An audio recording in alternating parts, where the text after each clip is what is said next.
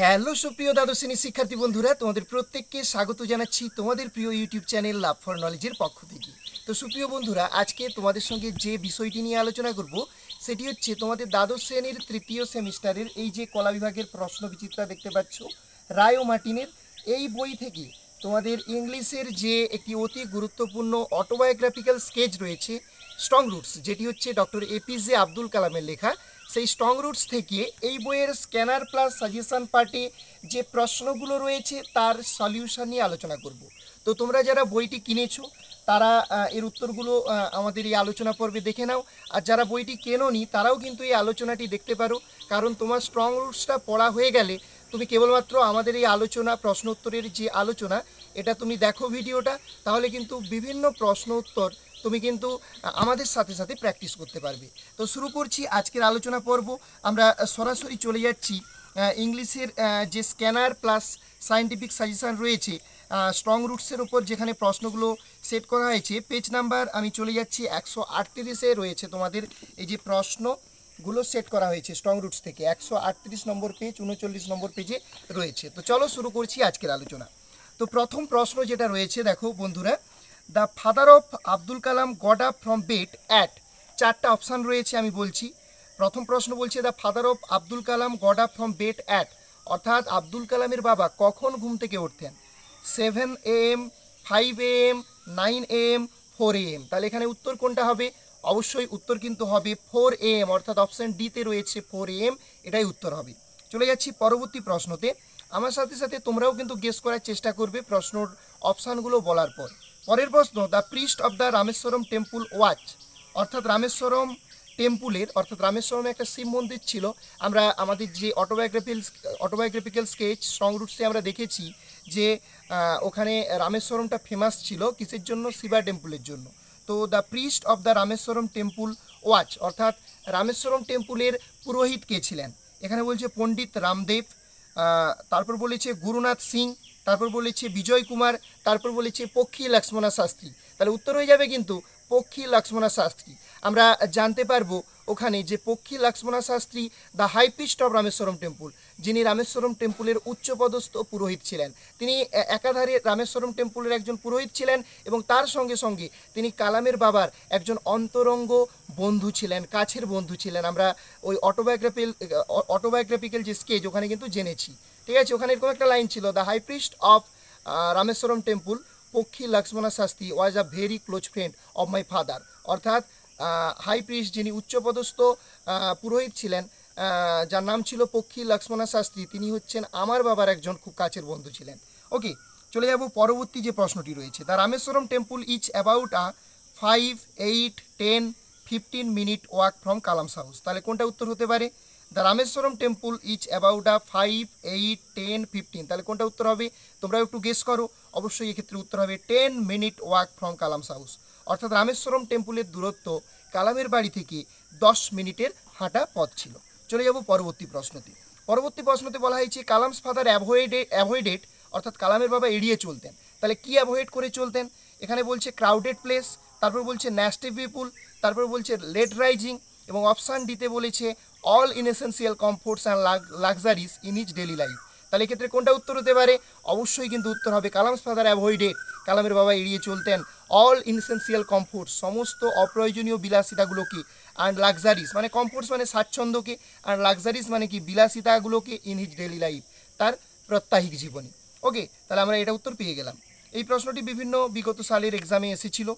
ওকে, তারপরে কি বলা হয়েছে দেখো, Rameswaram was famous due to the presence of, অর্থাৎ রামেশ্বরম বিখ্যাত ছিল কিসের উপস্থিতির জন্য? চারটা অপশান আমি বলতেছি। ওল্ড মক্স রয়েছে, ওল্ড চার্চ রয়েছে, শিবা টেম্পুল রয়েছে, নান অফ দিজ রয়েছে। তাহলে অবশ্যই উত্তর কিন্তু হয়ে যাবে শিবা টেম্পুল, কারণ আমরা একটু আগেই বলেছিলাম যে Rameswaram was famous for the Shiva temple, Shiva টেম্পুলের জন্য রামেশ্বরম বিখ্যাত ছিল, এবং এই শিব টেম্পুলে যে পুরোহিত ছিলেন তার নাম ছিল পক্ষী লক্ষ্মণা শাস্ত্রী, আমরা একটু আগেই জানলাম। তারপরে বলা হচ্ছে Kalam's father explained difficult philosophical and spiritual concepts in, অর্থাৎ কালামের বাবা এক্সপ্লেন মানে ব্যাখ্যা করতেন, ডিফিকাল্ট মানে কঠিন, ফিলোজফিক্যাল মানে দার্শনিক, অ্যান্ড স্পিরিচুয়াল মানে কি আধ্যাত্মিক কনসেপ্ট মানে বিষয়বস্তুগুলো কি, in Sanskrit, in Bengali, in Gujarati, তারপর বলেছে very simple down to earth Tamil. তাহলে উত্তর কোনটা হবে? অবশ্যই উত্তর হবে ভেরি সিম্পল খুব সহজভাবে তিনি কী করতেন, এগুলোকে এক্সপ্লেন করতেন ডাউন টু আর্থ তামিল, সাদামাটা তামিল ভাষাতে। চলে যাব পরবর্তী প্রশ্নতে। The title of Bahadur was bestowed upon, অর্থাৎ বাহাদুর উপাধিটা দেওয়া হয়েছিল one of the forebears of Kalam's mother, অর্থাৎ কালামের মায়ের কোনো একজন পূর্বপুরুষকে, one of the forebears of Kalam's father, কালামের বাবার কোনো একজন পূর্বপুরুষকে, কালামস ফাদার কালামের বাবাকে, the priest of Shiva temple, অর্থাৎ শিব মন্দিরের যিনি পুরোহিত ছিলেন তাকে। তাহলে অবশ্যই উত্তর হবে কোনটা, option A, one of the forebears of Kalam's mother, কালামের মায়ের একজন পূর্বপুরুষকে বাহাদুর উপাধি দেওয়া হয়েছিল। এই যে the title of Bahadur was বেস্টোড, বেস্টোড মানে অর্পিত করা হয়েছিল বা দেওয়া হয়েছিল। পরের প্রশ্ন, দ্য কোকোনাট গ্রোভ, নারকেলের বাগান, where Abdul Kalam's father use to walk down every morning, অর্থাৎ যেখানে আব্দুল কালামের বাবা প্রতিদিন সকালে হেঁটে যেতেন, ওয়াচ অ্যাবাউট, সেটা কতটা দূরে ছিল।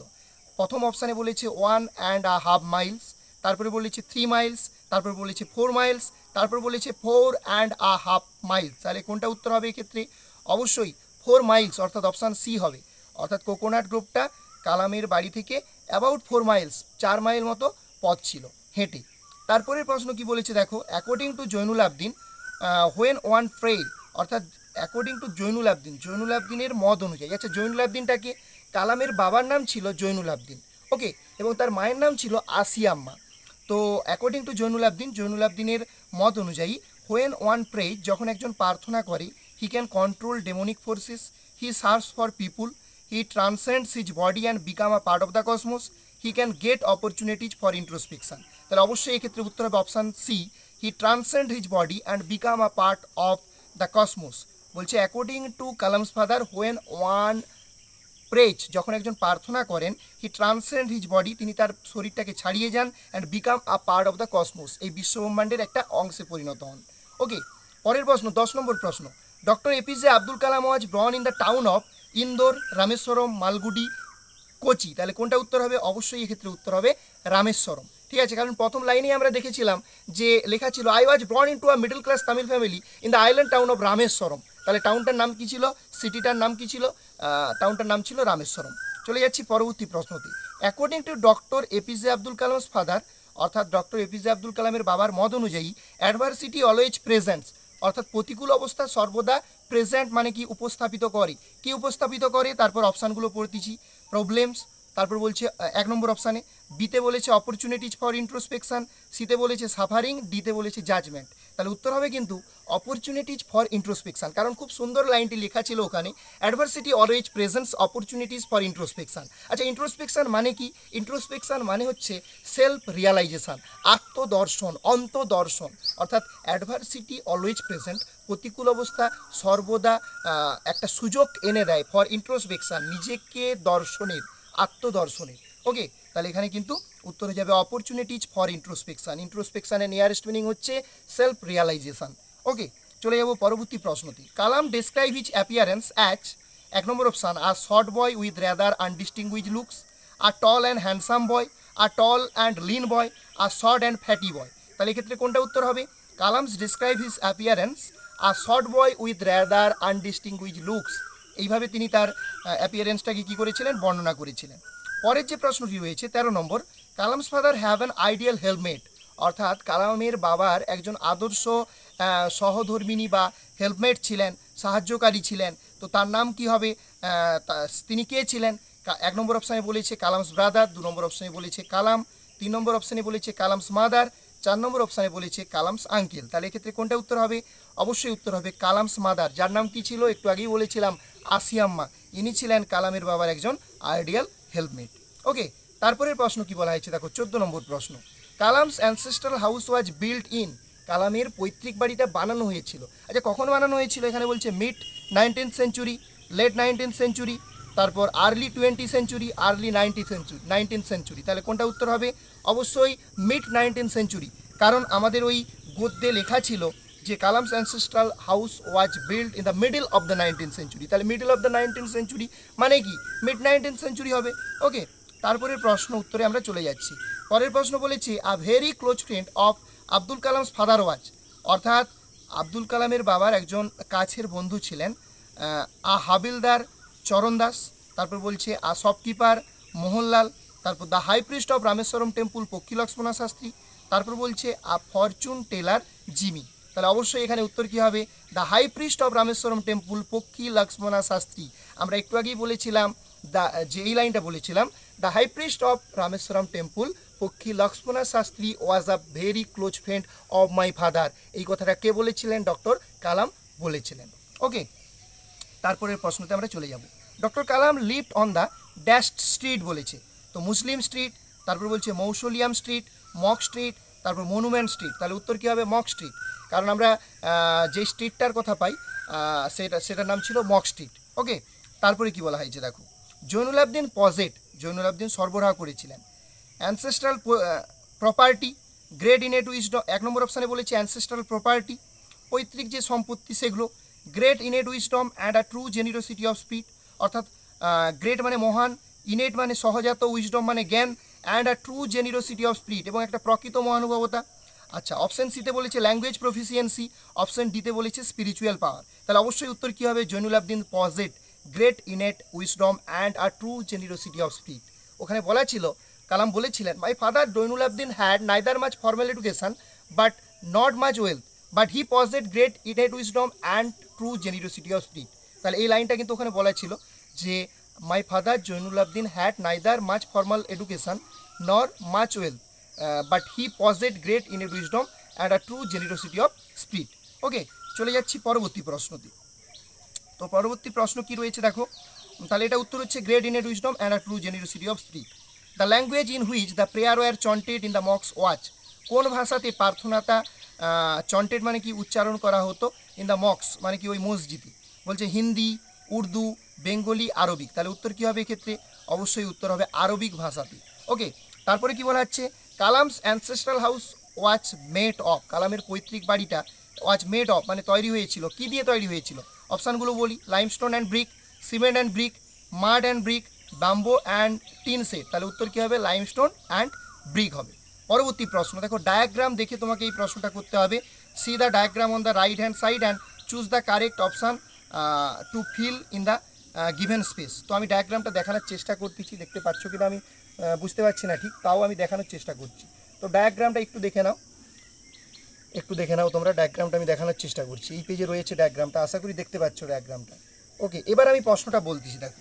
তো অ্যারোমেটিক সম্ভার রয়েছে, আরেকটাতে রয়েছে রাইস, আরেকটা রয়েছে ফ্রেশ কোকোনাট চাটনি, আর মাঝে রয়েছে আসিয়ামা সার্ভ করতো। তাহলে অ্যারোমেটিক সম্ভার একটা হয়ে গেল, রাইস একটা হয়ে গেল, ফ্রেশ কোকোনাট চাটনি একটা হয়ে গেল, আরেকটা ড্যাশ রয়েছে, সেখানে কি হবে? তো এবার 4টা অপশান পড়ি। হোমমেড ইডলি বলেছে, আচ্ছা হোমমেড ইডলির কথা আমরা উল্লেখ পাইনি। হোমমেড ধোসার কথা উল্লেখ পাইনি।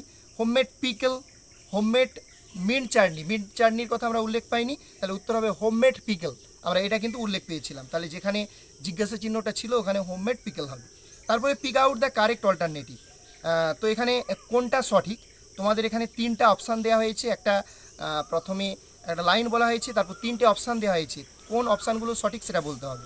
When ever human being are in travel, যখন মনুষ্যজাতি সমস্যার মধ্যে পড়ে, দে লুক ফর সামওয়ান, তারা কাউকে খোঁজে।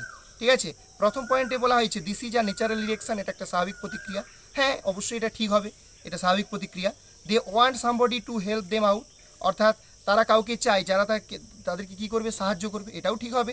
আচ্ছা, দে রিচ অ্যান ইম্পাস, অর্থাৎ তারা একটা অচল অবস্থায় পৌঁছায়, ওই জন্যই কাউকে খোঁজি, তাহলে এটাও ঠিক হবে। অর্থাৎ 3টা যে আমাদের সেন্টেন্স দেওয়া ছিল 3টাই ঠিক হবে। অর্থাৎ 3টা ঠিক হবে মানে কি, কোনটায় 3টা ঠিক হবে? অপশান বিতে বলেছে 3টাই ঠিক, তাহলে অপশান বি হবে সঠিক উত্তর। তারপর বলেছে arrange the following sentence Statesman in correct order, অর্থাৎ এখানে 4টা পরপর বাক্য বলা আছে, সেগুলোকে সঠিক ক্রম অনুযায়ী সাজাতে হবে। 4টা বাক্য আগে পড়ি। Jainul Abdeen would go to a small coconut grove, Jainul Abdeen একটা ছোট্ট নারকেল বাগানে যেত। Jainul Abdeen would start his day at 4 AM, Jainul Abdeen তার দিনটা 4টার সময় শুরু করতো, ভোর 4টার সময়। Jainul Abdeen would have his breakfast, Jainul Abdeen তার সকালের প্রাতরাশ সারত। তারপরে বলছে Jainul Abdeen would return with about a dozen coconut, অর্থাৎ জৈনুল আবদিন 12টি কোকোনাট নারকেল নিয়ে ফিরে আসতো। তো আমরা যদি এটাকে সিকোয়েন্স অনুযায়ী সাজাই, প্রথমে হবে এইটা, Jainul Abdeen would start his day at 4 AM, তারপরে হবে Jainul Abdeen would go to a small coconut grove, তারপরে হবে Jainul Abdeen would return with about a dozen coconuts, তারপরে হবে Jainul Abdeen would have his breakfast. এবার কোন অপশানে রয়েছে একটু দেখে নাও, তাহলে কোন অপশানে রয়েছে? তাহলে 2 প্রথমে, তারপরে হচ্ছে 1, তারপরেরটা কোনটা হবে? তারপরেরটা 4 হবে, তারপরটা কী হবে, তারপরটা 3 হবে, তার মানে এটা বি, অপশান বি হবে। ওকে, তারপরে প্রশ্ন কি বলেছে দেখো, Kalam's father use to take him in the evening, অর্থাৎ কালামের বাবা তাকে সন্ধ্যায় নিয়ে যেত, কোথায় নিয়ে যেত, অ্যাট হিজ ফ্রেন্ডস হাউস, তার বন্ধুর বাড়িতে, অ্যাট আ কোচিং সেন্টার, একটা কোচিং সেন্টারে, at a very old Mox in their locality, তাদের অঞ্চলের একটা পুরাতন মসজিদে, অ্যাট আ লোকাল শপ, একটা লোকাল শপে। তাহলে উত্তর অবশ্যই কী হবে, at a very old Mox in their locality, তাদের লোকালিটির একটা পুরাতন মসজিদে। ওকে, তারপর কি বলা হয়েছে, আব্দুল কালাম হ্যাড, আব্দুল কালামের ছিল ট্রোমেডিক, 1 নম্বর অপশান, 2 নম্বর অপশান ইনসিকিওর, 3 নম্বর অপশান সিকিওর, 4 নম্বর অপশান ভেরি সিকিওর চাইল্ডহুড। তাহলে উত্তর কী হবে, Abdul Kalam had very secure childhood. Okay, তাহলে এটা ভেরি সিকিওর হয়ে যাবে। তারপরে কি বলছে, according to APJ Abdul Kalam an individual can feel free, অর্থাৎ ডক্টর এপিজে আব্দুল কালামের মত অনুযায়ী অ্যান ইন্ডিভিজুয়াল, একজন ব্যক্তি, ক্যান ফিল ফ্রি, অনুভব করতে পারে মুক্তি, অ্যান্ড হ্যাপি মানে আনন্দ, with complete peace of mind, এবং সম্পূর্ণ মানসিক শান্তি। ঠিক আছে, এবার 4টা অপশান বলেছে। When he believes in religion, যখন সে ধর্মে বিশ্বাস করবে। Once he serves his emotional and physical bond, অর্থাৎ একজন যে ছিন্ন করে দেবে তার ইমোশনাল এবং ফিজিক্যাল বন্ডকে। আচ্ছা, হোয়েন হি স্লিপস ওয়েল, যখন সে ভালো ঘুমাবে। হোয়েন হি ডাচ মেডিটেশান, যখন সে ধ্যান করবে। তাহলে অবশ্যই উত্তর হবে এখানে আমাদের once he serves his emotional and physical bond, যখন সে ছিন্ন করবে তার ইমোশনাল এবং ফিজিক্যাল বন্ধনগুলোকে। ওকে, এটা উত্তর হয়ে যাবে। আচ্ছা, তারপরে বলেছে bowls of water were offered to Kalam's father because, পাত্রভর্তি জল কালামের বাবাকে অফার করা হতো কারণ he wanted to wash his hands, তিনি তার হাতটা ধুইতে চাইতেন। He would dip his finger tips in them, তিনি তার আগুল সেখানে ডুবিয়ে দিতেন। And say a prayer and this water was then carried home for invalids, এটাই উত্তর হবে, আর যাচ্ছি না অপশানের দিকে। He would dip his finger tips in them, তিনি তার আগুলের ডোগা সেই জলে ডুবিয়ে দিতেন। অ্যান্ড সে আ প্রেয়ার, একটা প্রার্থনা বলতেন। And this water was then carried home for invalids, তারপরে এই জলটা ইনভ্যালিডস মানে কি অসুস্থ লোকেদের জন্য নিয়ে যাওয়া হতো। হয়ে গেল এটা। আচ্ছা, APJ Abdul Kalam was by birth, APJ Abdul Kalam জন্মগতভাবে তেলেগু ছিল না তামিল ছিল না কানাডা না মালয়ালি ছিল, তাহলে অবশ্যই হবে তামিল, তাহলে অপশান বি তামিল উত্তর, সঠিক উত্তর। The words of Abdul Kalam's father field him with a strange energy and dash, the words of Abdul Kalam's father, অর্থাৎ আব্দুল কালামের বাবার কথা, ফিল্ড হিম তাকে ভরিয়ে দিত, with a strange energy and কী হবে, এনথুজিয়াজম হবে। তো অপশান আমি আর পড়লাম না, অপশান বিতে রয়েছে এনথুজিয়াজম, এটাই উত্তর হবে। তো সুপ্রিয় বন্ধুরা, আমরা 28টা মতো প্রশ্ন উত্তর আজকে আলোচনা করলাম, পরবর্তী প্রশ্নোত্তরগুলো পরের দিন আলোচনা করব। তো কেমন লাগলো আজকের আলোচনা অবশ্যই তোমরা কমেন্ট সেকশানে কমেন্ট করে জানাও। আর এরকম ধরনের যদি রায় ও মার্টিনের এই প্রশ্ন বিচিত্রার উপর বেস করে তোমরা যদি প্রশ্ন উত্তর চাও, তাহলে অবশ্যই তোমরা কমেন্ট সেকশানে কমেন্ট করে জানাও। আমরা এই বইটির উপর কিন্তু ইংলিশের উপর সবার আগে ভিডিও দেওয়ার চেষ্টা করব। ধন্যবাদ প্রত্যেককে, অবশ্যই ভিডিওটি বেশি বেশি করে শেয়ার করে দাও। তোমাদের শেয়ার অবশ্যই আমাদেরকে অনুপ্রেরণা দান করবে, তোমাদের লাইক, তোমাদের শেয়ার অবশ্যই আমাদের মোটিভেট করবে এরকম ধরনের ভিডিওগুলো বানানোর জন্য। ধন্যবাদ প্রত্যেককে।